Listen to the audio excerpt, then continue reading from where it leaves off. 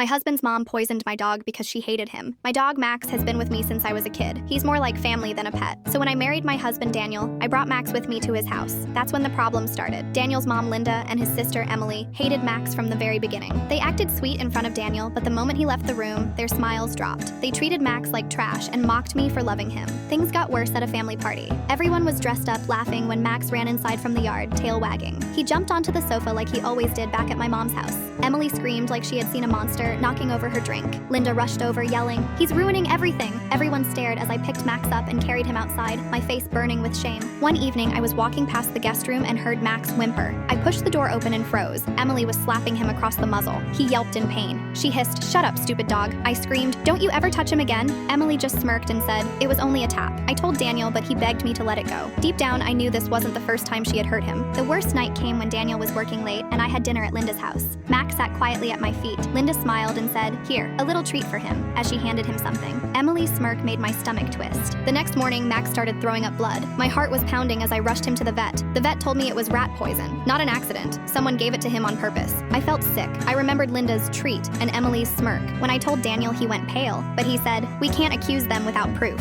Proof? My dog was dying in front of me. I knew who did it. That night, I confronted them. When Daniel wasn't looking, Linda leaned close and whispered, "Some problems go away if you stop feeding them." Emily giggled and added, "You should thank us. Your house will finally smell clean." I exploded, screaming at them. The second Daniel walked in, they pretended to cry and play the victims. But this time, Daniel finally saw it. He slammed his hand on the table and yelled, "Enough! If you ever come near my wife or Max again, you're dead to me." Linda gasped, saying, "You're choosing a dog over family?" Emily stormed off, calling me crazy, but Daniel stood with me. Max survived, though he was weaker. Daniel cut ties with his mom and sister, but sometimes I see him quietly missing them. I remind him, we didn't lose family. We escaped people who were cruel enough to poison and beat an innocent dog.